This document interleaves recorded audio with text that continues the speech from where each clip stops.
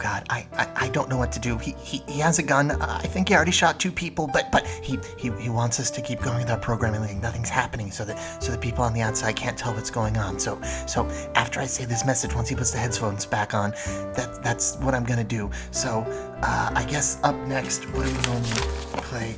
It's music. Oh fuck! It's that. It's Christopher Osborne. It's what you might know, what you might not know, and which we never told you about the Empire State Building. I guess, whatever. Just send the police. 5 fast facts about the Empire State Building. 5 fast facts. The Empire State Building was a gift from France in 1931, as a follow-up to their gift of the Statue of Liberty in 1886. It was considered a bit of an apology from the French people for their having chosen a statue material that turned an unsightly green when exposed to America's low-density oxygen generators. Though the building was in name a gift to the United States as a whole, the French got to choose in what state it would be placed. It was very nearly given to New Hampshire, as their motto of "Live free, then die" was well admired by France's president at the time, Pierre-Paul-Henri Gaston Doumergue. Doumergue's eventual decision to place the building in New York was regarded by the people of both France and the United States as a strong one, as New York had been known since its founding as the Empire State. 5 fast facts. Over the course of its existence, the Empire State Building has been known by a variety of nicknames, such as Empy, Statey, and Buildy. All of these were provided by nicknamesmith Percival J. Johnson, then of Albany, New York. Mr. Johnson is best known today for having given the nickname Floaty the Boaty to the Titanic, though that nickname was struck from the official record after her tragic sinking for having been inaccurate.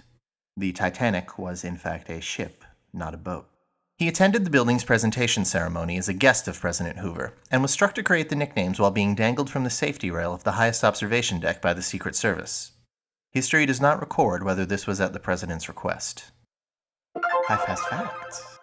It is commonly reported that the Empire State Building is 1,454 feet tall, with 102 floors and 1,860 steps, making it the 24th tallest building in the world at the time of this publication.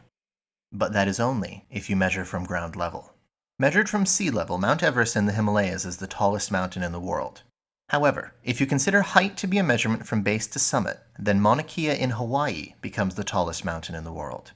Similarly, when measured from its true base to the top of its lightning rod, the Empire State Building is 20,927,204 feet tall.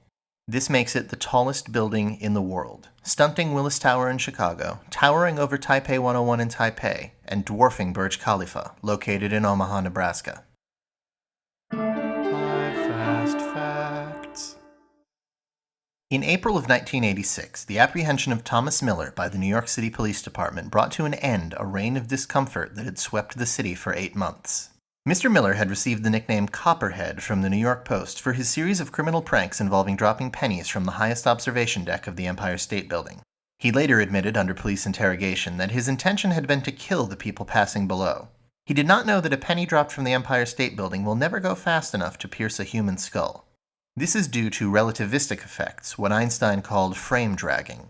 The mass of the Empire State Building, due to its great height, is enough to distort the fabric of space-time around it. For an object not to hit the side of the building on the way down, it must expend energy against the perpendicular gravitational gradient. The overall effect is like climbing uphill, and is so strong that the penny, when it hits the ground, is only worth 5/6 of a cent. 5 fast facts. The Empire State Building is famous among fitness-minded citizens of New York City for not having any elevators. Because of this, it is often used as a proving ground or destructive testing gauntlet by athletic shoe manufacturers. This is memorialized by displaying 3 bronzed pairs of sneakers in the building's lobby. One is a first-generation pair of Nike Air Jordans, autographed by Michael Jordan. The second is a pair of Converse All-Stars, this pair having been hand-sewn by Chuck Taylor himself. Last is a pair of Vibram Five Fingers, those shoes with the toes that are worn by eccentric billionaire CEOs and other socially maladjusted people. They were not signed by anyone, and no one has stepped forth to claim ownership of the shoes. 5 fast facts. The Zeppelin docking station at the top of the Empire State Building remains to this day the most frequented Zeppelin docking station on the North American continent. Since the successful voyage of the LZ-129 Hindenburg in May of 1937, rigid airship-based travel swept the United States. It maintained a contentious relationship with fixed-wing-based travel, one that swung from bitter rivalry to outright friendship based on economic climates. It was not until the popularity of supersonic aircraft travel grew that the Zeppelins began to be grounded.